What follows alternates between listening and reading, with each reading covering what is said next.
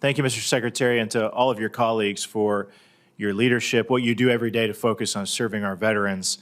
And especially thank you, Secretary Collins, for we've had many discussions and your leadership and what you're doing to work with me to move the Indianapolis Replacement Medical Center and the Hamilton County Outpatient Center lease forward in Indiana.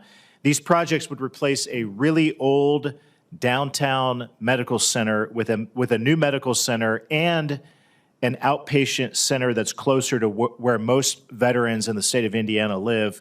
And I wanted to ask you, Mr. Secretary, can you talk about how this innovative approach could better benefit veterans in the state of Indiana? I'd love to. I think this innovative approach, especially when it comes to the two-pronged effect of not only direct care, but also community care as well, which is something vital to your state, just as it was when I represented the state of Georgia. It's something that we've got to work with our partners on in making sure we get the veteran the best care that we possibly can. The best solution that I can give you on how this can actually work is from, what we've talked about today, but Greg Goins was actually on the field. A lot of his input came from what you're talking about here, because it wouldn't have been Kentucky and into the thing. I would like for him just to address how this is going to make really this integrated care better as we go forward. Please. Yeah, so the overall integration of care model in the new structure is one that really hinges upon that HSA relationship. What we have right now is you have a network director that oversees Ohio, Indiana, Kentucky. Yes, they have aspects of your care and the areas that you're talking about specifically in their wheelhouse of responsibility, but they're completely pulled away with some of the oversight responsibilities here in DC. So as a result, the new HSAs, their sole function is going to be able to understand that and advocate on behalf of Indiana veterans in this very specific way. I know that y'all can't talk about the president's budget request in advance, but Mr. Secretary, I do appreciate that your team has shared that these projects rank very high on the VA's priority list. The next thing we need is the outpatient center lease to go into the FY 2027 budget. Is there any obstacle preventing that from happening that you're aware of? When it comes to budgeting, that would be all here. Nothing from our perspective. I think we've made, clear on our intentions and things that the stuff that has been inputted from our perspective, but then we defer to this body and others to get that finalized in how they would like to see it. Good. Turning to your RISE initiative, Indiana touches 4 VISNs, as you know. Most of Indiana is in VISN 10. Northwest Indiana is in VISN 12.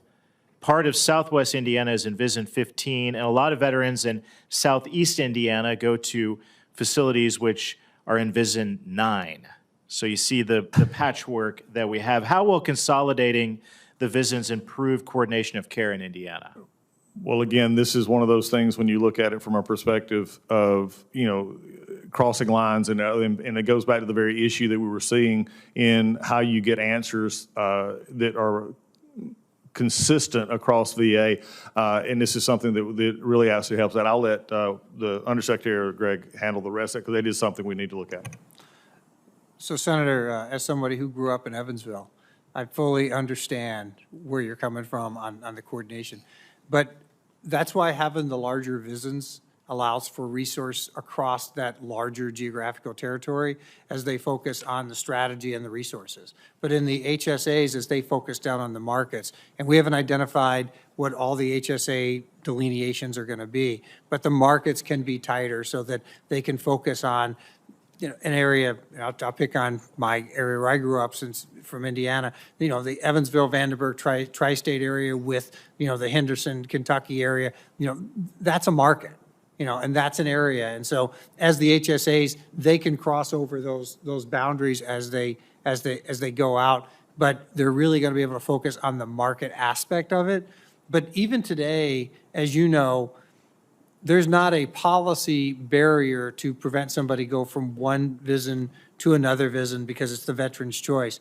Although I would contend that sometimes that's the perception, as Senator Moran pointed out earlier, that veterans will get those types of messages because of the broken nature of the policy distribution across the system. So I think this will help us focus on that.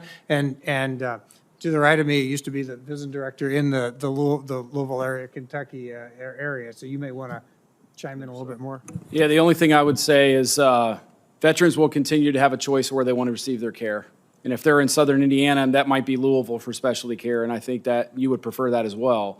What I think is the challenge in the current system is if a veteran in Indiana has an issue, you don't know which VISN you have to go to or which VISN you want to escalate concerns with. So to what Mr. Bartram mentioned, Indiana right now is seen in that larger VISN at a like upper Midwest group of states. And so that would have a singular place for you to go for conflict resolution when a veteran has an issue. So I think it's the best of both worlds, frankly. Got it. Thank you. My time has expired.